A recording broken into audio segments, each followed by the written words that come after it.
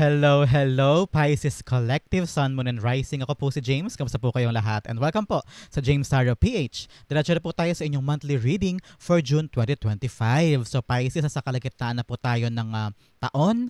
Ano po yung mga wishes nyo, plans, and also manifestations na gusto mong tumpukin this month na matupad. So gamitin nyo po ang aking comment section bilang inyong manifestation board.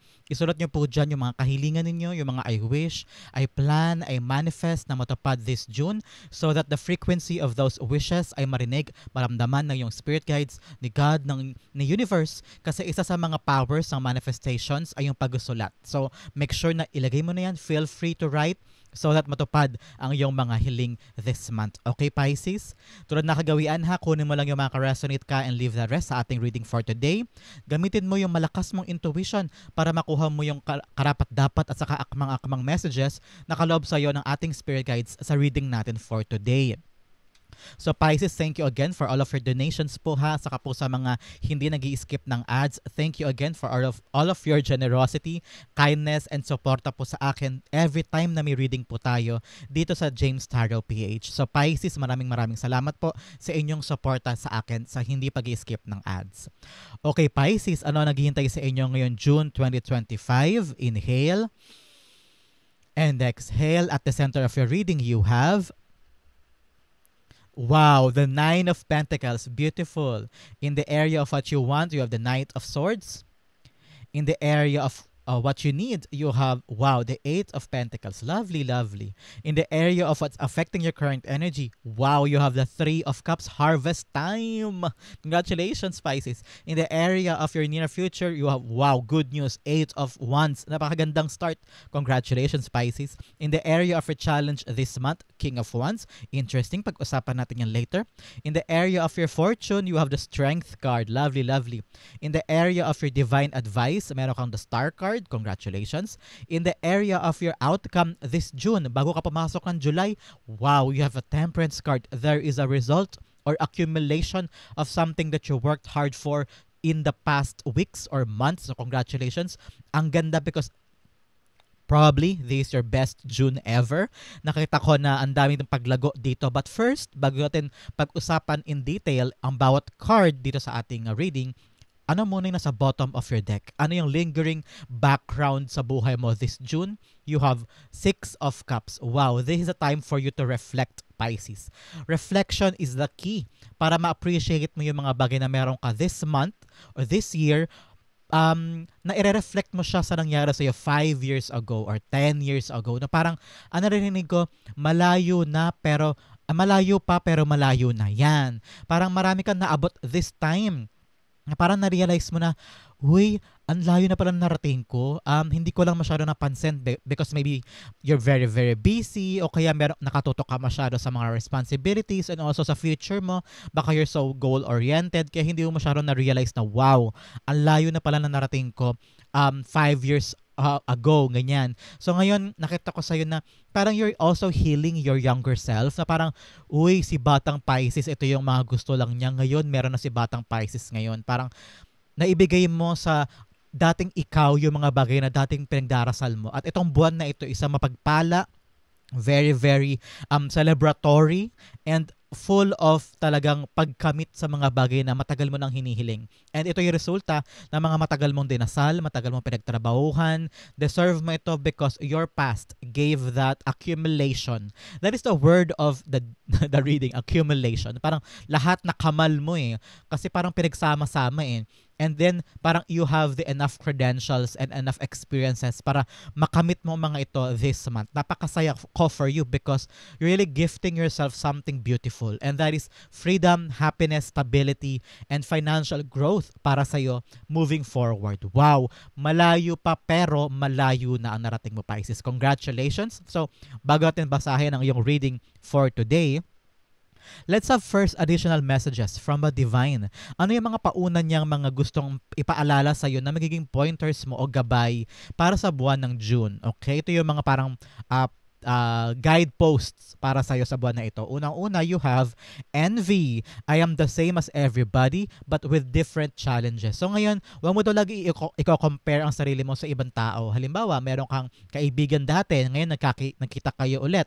And then, parang nakita mo, ay, ang ganda na ng buhay niya, may pamilya na siya, yung asawa niya nagtatrabaho sa ganito, may kotse siya, ganyan-ganyan. Example lang yun ha. And then na-realize mo, ay ba't ako wala pa ako sa status sa ganun? Pareho naman kami naghihirap sa trabaho, masipag din naman ako, ganyan-ganyan. So sabi ni Spirit Guides mo, wag mo na i-compare ang sarili mo. Oo. Kahit naman hindi planado yung pagka-compare o hindi ka naman talaga totally naiinggit, pero may tag sa puso mo na parang, ay buti pa siya, ay buti pa sila. Tapos makapatingin ka sa buhay mo. Alisin mo daw yung sa sarili mo, Pisces, because you are be given a blessing or a gift from God at your perfect time. Lahat tayo may kanya-kanyang oras, may kanya-kanya tayong time for blessings. Baka siya, yes, nakikita mo yung ganda ng buhay ng kaibigan mong yun, pero hindi mo na-realize na ang tagal din niyang hinintay siguro yun. O kaya pinagsumikapan din naman niya yung mga tagumpay na meron siya. So kanya-kanya tayo ng journey, kanya-kanya tayo ng swerte, kaya tanggalin mo na yung envy o mga puna-puna o mga parang napapansin sa buhay mo saka sa buhay ng iba. Just enjoy your life and have that inner peace sa puso mo na, okay, my time will come. Ako din, maaabot ko rin yun. Pero matutuwa muna ako para sa kanya. I will celebrate your friends or I will celebrate my friends' success. Ganyan-ganyan. So, now is the right time for you to really be grateful with what you have. Okay, Pisces? Another message, you have friendship. I understand that a friend is in my life for a reason. So ngayon, buwan, pahalagahan mo daw yung mga totoo mong kaibigan, yung mga relationships mo with other people.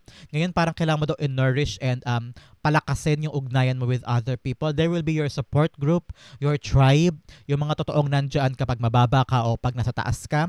There are people that genuinely cares for you and loves you completely, okay? Another message, you have humor. I choose to focus on the lighter side of life. Oh, wag ka daw masyadong seryoso ngayong buwan na ito, Pisces. Enjoy lang. Pag tumawa, learn to be appreciative but also just enjoy things. Wag masyadong dibdibin ng mga bagay-bagay. Ngayon, tumawa ka, humalakhak ka, and have fun. Okay, Pisces, napakagandang 3 pointers para sa buwan ng June para sa'yo. Envy, kalimutan na mga pagko-compare. Just enjoy your own time. Pangalawa, friendship. Just enjoy the things with the people that truly loves you. And humor, maging appreciative ka with life. Laugh, tumawa ka, enjoy, and have fun. Okay, Pisces? So, napakagandang pointers para sa iyo. So, ngayon, pag-usapan natin ang nilalaman ng iyong reading for this month. Ilan ang your major arcana sa buwan na ito? You have the Star card, and you have the Strength card and Temperance card. Wow. 3 major arcanas ang malaking epekto sa buhay mo sa buwan ng June. So ano yung mga to? Star, Strength, and Temperance. Nakita ko dito na ang mga pagsisikap at ang mga patuloy na pananalig sa mga pangarap at pag-abot sa mga ito at hindi pagsuko ay magkakaroon ng magandang bunga, Pisces. Napakaganda.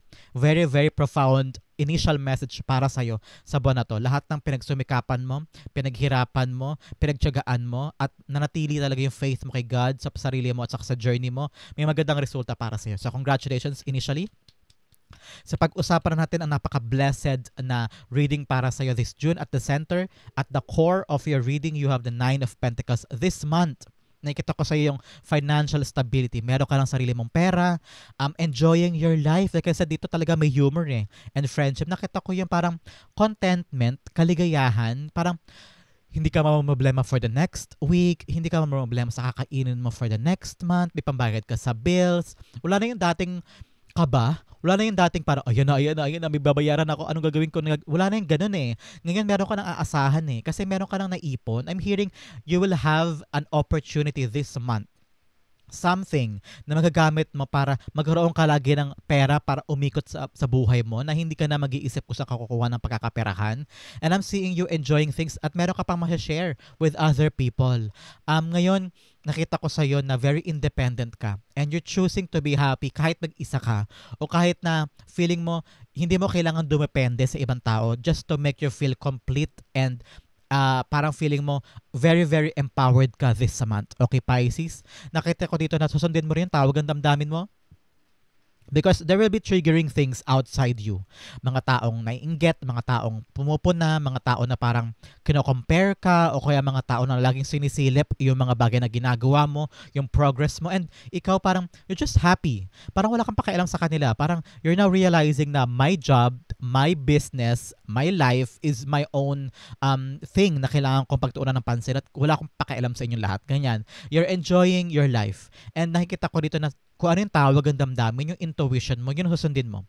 And ngayon parang walang takot, walang kaba, walang pagpipigil. Parang you're free to do what you want and you're enjoying your life more this month. So congratulations, Pisces. This is something beautiful para sa'yo. Empowering, independence, financial freedom. Okay? The Nine of Pentacles being clarified with the Nine of Wands. Wow! 9-9 is here. 9-9 means parang you have to release, ganyan. Parang meron ka mga bagay na papabayaan na, iiwanan na, and then you're gonna realize, yes, I'm completed, kaya ko ang sarili ko. And with the 9 of Wands, ang dami mo ng pinagdaanan. You're a very experienced person. Ang dami ng up and down, up and down, up and down. Nadapa ka na ng paulit-ulit, nag-fail ka na ng paulit-ulit before, nagpalipat-lipat ka na siguro ng jobs, nagpalipat-lipat ka na siguro ng love life or something like that. At ngayon, na-realize mo na, hindi ako susuko. Ba't ako susuko? Eh, ang ganda ng promise para sa'yo na future, oh. Ang ganda ng Nine of Pentacles here. Talagang kikita ka ng pera dito, Pisces. At perang hindi lang to panandalian, ha. Perang pangmatagalan. Perang magagamit mo para sa sarili mo na hindi ka na nangangailangan na mag-depend sa other people. At ito ay bunga ng iyong pinaghirapan with the Nine of Wands here. Hindi ka sumuko, hindi ka nagpapigil also, and you also you fought for the things na alam mo, yung visions of the future. Nakita mo yung halaga eh. Kasi nga ang dami mong pinagdaanan in the past eh. Yung past na to laging bumabalik sa isip mo to na parang, okay, dati nag-iigib lang kami ng tubig, dati wala kaming pangkain, dati natutulog lang kami, wala kaming kinaing hapunan, dati wala akong pera sa school, pero pumapasok pa rin ako. Sabi ko, balang araw hindi ko na dadanasin yan. Kaya talagang sinikapan mo eh. Nilabanan mo yung mga bagay na yun eh. Alam mo sa sarili mo na hindi na ako babalik sa ganun. Kaya you fight kahit hirap. Kahit nababumagsak ka, tumatayo ka pa rin. Kahit hindi ka sumusuko eh. I'm seeing you a very, very wounded warrior, but you're a very, very accomplished person. Marami ka na pinagdaanan, kinaya mo lahat, and now, tinan mo naman ikaw, nakatayo ka pa rin, enjoying your life, enjoying the fruit of your labor, and kaya mo pang i-share yan sa ibang tao because ganun ka klaseng tao eh. Marami ka pinagdaanan at alam mo, may empathy kay natural sa'yo yan eh. Madali ka maawa, madali ka makaramdam ng very, very sensitive ka rin kasi eh. Very empathetic kasi. So, nakita ko yung talagang affection with other people na naramdaman mo kasi naunawaan mo yung buhay, ganyan. So, in the area of what you want, you have the Knight of Swords. Ngayon, meron ka mga inaasahang good news, Pisces. I'm hearing that. Meron ka inaasahan na importanteng balita o impormasyon from someone na parang pag ito dumating, okay na ako, ganyan. So it's either you want to hear a news from someone, a certain job offer, or confirmation na parang pasok ka na, o confirmation from a certain person na tanggap na niya, o may sasabihin siya sa iyo na pabor sa gusto mo, ganyan. Parang I'm hearing negotiation eh. Parang meron kayong pag-uusap, ganyan, with a certain person. And ikaw nag-iisip ka na parang sana umuo siya pabor sa gusto ko, ganyan. Kaya ngayon, nilalaban mo ang isang bagay, sumusugod ka sa isang bagay because you're waiting for that good news with something na pinaghirapan mo. You want to have a gift of assurance, a gift of security from someone, ganyan. Parang kapag sinabi niya yung sagot na inaasahan ko, okay na ako. Hindi ako problema. Confirmed, ganyan. So parang ito ay confirmation from a boss, confirmation from a lover, confirmation from an endeavor na parang bibigyan ka ng go signal to really believe to the future na inaasahan mo. Kasi halimbawa lang to, painter ka. Halimbawa lang ha, para maintindihan nyo lang yung analogy ko. Na parang painter ka and then nag-submit ka sa isang maliit lang na gallery na parang gusto mo i-pwesto doon yung mga paintings mo, ganyan. So, nag-iintay ka na lang sa mga personal ng maliit na museum na yon na parang, okay, itong tawagan to kapag ito natanggap ko at nag-oo sila, okay na ako, hindi na ako mong problema. Good to go na ako, ganyan. Hindi ko na babalik yung dating buhay ko na hanap ako ng mga gallery o kaya mapupwestuhan ng mga pieces ko. Ngayon, magkakaroon na ako ng regular na posisyon para doon ko ma-cultivate o mapamalas yung aking mga paintings at maging lumago yung aking career, ganyan-ganyan. So, biglang dumating yung good news, ganyan. Tinawagan ka ng curator ng museum. Sabi nila, okay po, may pwesto sa inyo dito. You can put your paintings here, ganyan-ganyan. So, parang ikaw naman, you're so happy kasi dumating na yung good news na inaasahan mo. And then doon, malalagay mo na yung mga paintings mo kung saan mas maraming customers sa makakita ng mga pieces mo. Magkakaroon ka ngayon ng mga maraming clients o kaya mas makikilala ka na, ganyan. Ganon yung analogy na sinasabi ko sa iyo, Pisces, kanina, na parang may hinihintay kang good news or good information na alam mo, kapag ito nakuha mo, set off ka na. Hindi ka na babalik sa dati. At alam mo na ito yung babago sa buhay mo moving forward. Kaya handang-handa ka eh. I am hearing atat ka na rin eh. You're counting the days, you're counting the months, you're evaluating the negotiation, you're evaluating kung naibigay ko ba lahat para ma-reserve ko yung pabor na resultang ina-anticipate ko, ganyan. So now, you're in the waiting period pero atat ka na. Gustong-gusto mo na makuha ito sa buhay mo. Knight of Swords being clarified by the King of Wands. Yes, yung King of Wands nandito, nasa challenge mo rin siya mamaya, pero dito talaga nakita ko may vision kayo. Talagang fighting for it, talagang sugod, naniniwala ka sa puso mo na akin to. Minamanifest mo rin tong resulta na ito, yung good news na ito na paparating. I'm seeing here na meron kang vision of the future. Malinaw siya. Pero nakita mo na parang isang step na lang akin na talaga to. Kailangan ko lang talaga ng go signal from someone and talagang dire-diretso na. And ngayon talagang you're praying hard, manifesting hard, and trying to really convince also yourself na, ay, nagawa ko naman lahat. Hindi, nagawa ko lahat eh. Hindi, may aberya ba? May kulang. Hindi, nagawa ko lahat. So parang nandun sa puso mo yung push and pull. Pero malinaw sa visions mo, yung gusto mo. At hindi to unwavering eh. Parang, hindi siya yung parang urong-sulong o parang, parang ang tawag dito? Parang nawawala-wala, ganyan. Hindi, malinaw sa isip mo kung anong gusto mo. And ngayon talaga kailangan mo daw magkaroon ng confidence din, Pisces. Confidence in your heart na makukuha mo siya at the right time. Because Knight of Swords is also a very timeline-oriented na parang gusto mo siya mabilis dumating. Pero dahil sa hindi pa nga siya nangyayari, ngayon parang medyo may atat eh.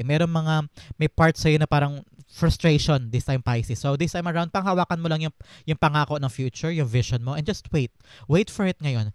Magkaroon ka doon ng pasensya, especially lumabas din sa cards mo, si Temperance, Patience. So this time around, pairalin mo yung pasensya mo sa pag-abot ng mga bagay na gusto mo, okay? In the area of what you need, ito daw kailangan mo, Pisces, this month, work. Elevating your skills, elevating your talent.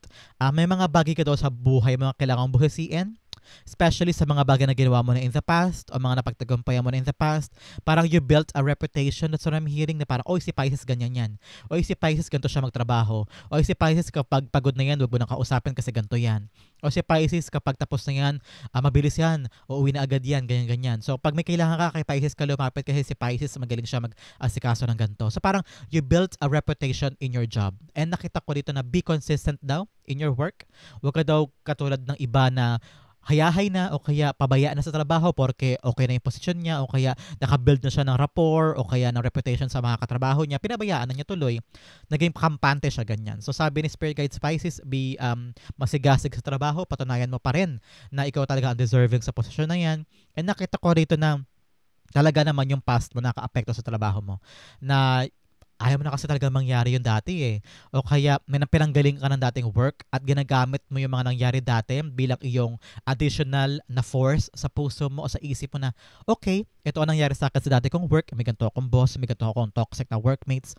Ginamit lang nila ako. Kaya sa work mo ngayon, medyo may ano ka na eh, meron ka ng ingat, meron ka na agad na parang tent poles na parang, okay, ito nangyari dati at parang kahawig na nangyari ngayon, yun nangyari before. Kaya alam mo na agad yung magiging action mo, yung sasabihin mo, yung magiging response mo. And you're a wiser person this time around.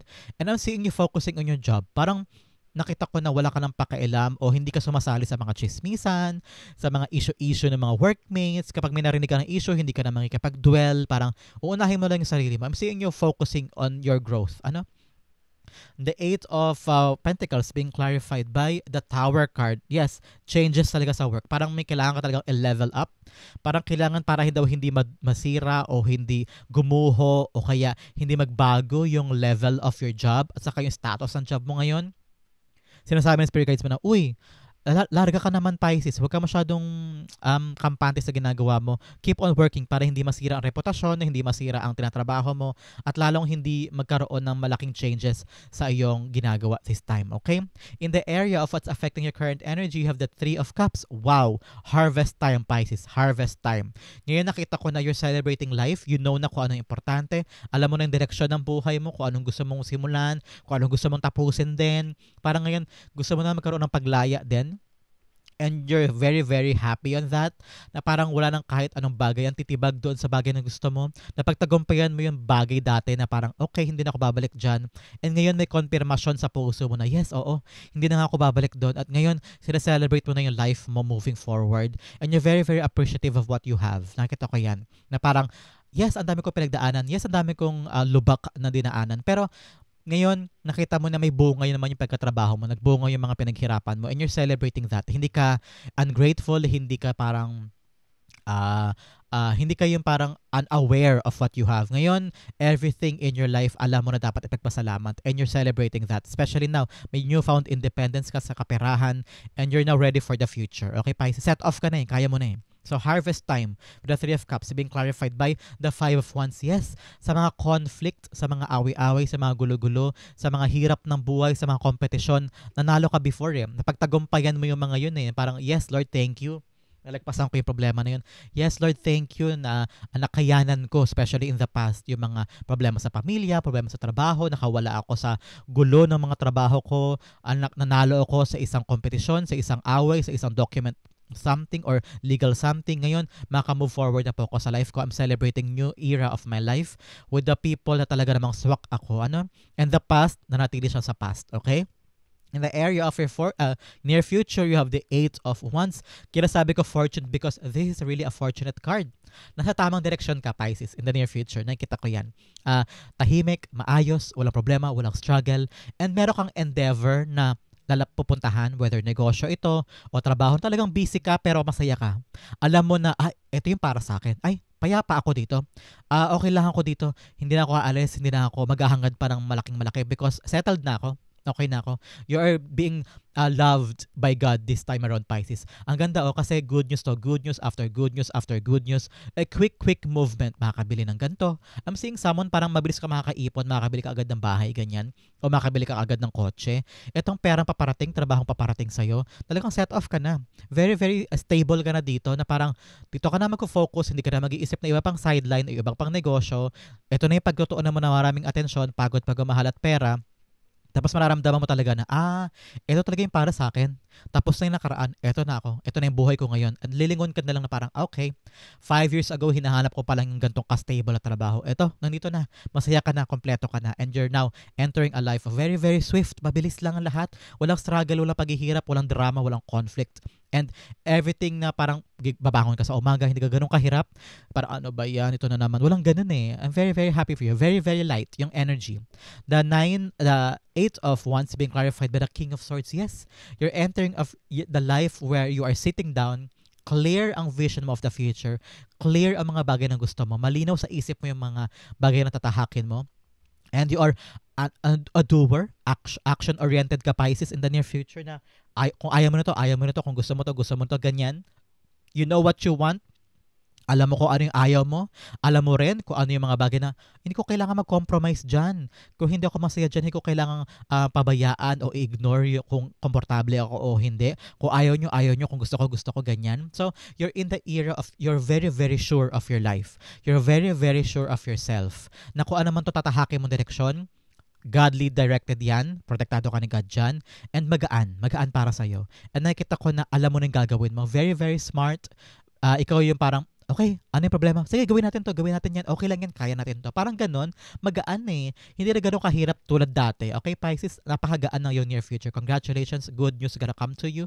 A better life, swift, magaan, maayos. Okay? In the area of your challenge this month, interesting, you have the King of Wands. Clear vision. Nakita ko dito, Pisces, na huwag ka daw matakot kumuha ng opinion o magkaroon ng mga puna-puna sa mga balak mo this month. Magagamit mo yan sa iyong future at saka sa pagtupad ng mga bagay na gusto mong gawin. Kasi parang naramdaman ko dito yung parang ini-ignore mo o kaya ayaw mong makatanggap ng criticism from other people. Alam mo, importante yan, Pisces. Yung parang, uy, Pisces, gawin mo to, gawin mo yan. Huwag ganyan, mali yan. O kaya, ay, sa tingin ko, mali ang ginagawa mo, huwag mo simulan yan. O sa tingin ko, may kailangan ka pang busisiin, may kailangan ka pang kunin yung papeles. Kasi parang nakaset off ka na sa isang idea, and then yun ang susundin mong plano. And then kapag may pumuna, parang feeling mo, nag-i-interfere sila sa job mo, nag-i-interfere sila sa ginagawa mo. Parang nakita ko dito na sometimes, yes, you have to really believe in yourself, believe in your job, believe in your vision, your passion. Pero sabi ni Spirit Guides, minsan may mga puna na kailangan mong i-take as valuable information. Parang, ay, o nga, no, baka nga makatulong sa akin yun. Tignan ko nga yan. So ngayon parang titignan mo sa sarili mo na, okay, baka valuable nga ito, idagdag ko kaya o kaya timbangin ko, baka makatulong ito sa mga visions ko, sa mga bagay na gusto kong buuin. Nakita ko rin dito, Pisces, na huwag daw matigas ang ulo because katulad ng mga leaders in our lives na medyo may mataas ang ego dyan eh. So ngayon, parang ibaba daw ang ego, be humble enough to accept criticism, to accept defeat minsan, o kaya minsan tanggapin mo na yung mga plano hindi perpekto. Pisces. Yung mga balakin, hindi perpekto yan. May mga changes pa dyan, here and there. So, katulad ng mga leader, dapat daw matuto ka mag-adjust, matuto ka makinig sa sasabihin ng ibang tao, na minsan yung vision mo ay hindi yun perpekto, may kailangan ka pang i-modify, may kailangan ka pang i-change para mas maging pulido, okay? Be open this time. King of Wands, being clarified by the star card, yes. Sa vision mo of the future, dalawang beses pa lumabas yung star. Ibig sabihin, tungkol talaga sa mga pangarap mo to, mga hope and dreams and manifestation. Nakita ko dito na sa pursue mo ng yung goal, sa pursue din ng iyong mga pangarap. Parang sinasabi ng Spirit Guides mo na, kailangan daw may mga kasama ka dyan. Hindi lang solo. Parang it's a tribe, it's a group na maaasahan mo that there's no, parang no man is an island, ganyan, Pisces. So, this time around, parang kung kinakailangan mo daw humingi ng tulong for the things that you want na ma-achieve, parang yun daw ang gawin mo this time around. Be open with a lot of people, reach out kung kinakailangan, parang kailangan mo rin daw ng help or assistance from others para mas makatulong sa pag-abot ng mga dreams mo. I'm saying here na gamitin mo din daw talaga yung past, huwag ka daw masyadong ma-distract sa promise of the future na parang super enjoy mo, super saya, and then naging kampante ka. Parang lagi mo daw alalahanin yung past mo. Yan nakita ko. Alalahanin mo lagi yung past mo para makatulong sa'yo na maging disciplined ka, magkaroon ka ng clear path, clear vision, hindi ka ma-attract sa mga distraction, at talaga nakafocus ka sa goals mo and dreams mo, okay? In the area of your fortune, ito maganda, strength card. Ngayon parang ano ka na gentle ka na eh. Hindi ka na katulad dati na parang hirap na hirap, binubugbog mo rin ang sarili mo, parang ikaw kasi Pisces, ganito ginawa mo, dapat ganito ginawa mo, dapat ganyan. Ngayon gentle ka na.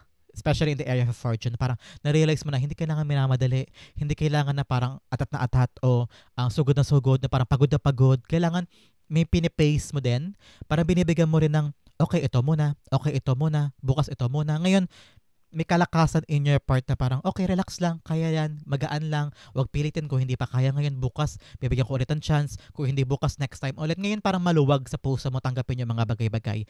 But still, ginagawa mo pa rin, tinatahak mo pa rin, pero magaan. Hindi na ganoon kahirap, okay? May pagaan, may enlightenment, and also merong parang genuine space for growth and development sa puso mo, okay? The strength cards being clarified by the Three of Wands, yes. Sa pag-abot ng mga bagay ng gusto mo, parating na siya, Pisces, especially in the area of a fortune, may darating sa buhay mo this time. This time that talagang titigil sa puso mo yung sobrang kaba o sobrang papursige sa isang bagay na parang, hindi, kailangan ko ito maabot, kailangan ko ito makuha, kailangan ko maganap, kailangan ganito. So, sobrang pag-push, nakapagod ka. And then, na-realize mo na, hindi pala ako kailangan ganun kasigasig o ganun ka, alam mo yung laban na laban, kahit na minsan hirap na hirap ka na o pagod ka na. Minsan daw, what's yours is yours. And then, gonna realize, akin pala talaga to. Because the Three of Wands is like ship coming. Kung ano yung mga bagay na para sa'yo at darating yan because deserve mo yan. So ngayon, napatunayan mo na kasi na sobrang tibay mo, sobrang sipag mo, sobrang lakas mo. Napatunayan mo kay universe na deserve mo talaga at darating siya ngayon sa buhay mo this time. Kung ano man po yung hinihintay mo, pwede love life, trabaho, negosyo, o passion project, or a yes, darating na siya. Ayan na, paparating na sa'yo. Kaya rejoice and celebrate because what you're waiting for is here coming to you, okay? In the area of your divine advice, star card is continue praying for what you want. Continue fighting for it. Huwag ka mawala ng pag-asa. Huwag ka ma-distract sa ibang tao. Baka mamaya may mga kaibigan ka na magaya sa'yo lagi mag-inom, gimmick, bisyo, ganyan. So, huwag ka daw ma-distract sa goals mo. Continue fighting for it. Maniwala kay God, maniwala ka sa sarili mo, and continue keeping that hope. At lagi ka magkaroon ng clear vision of what you want.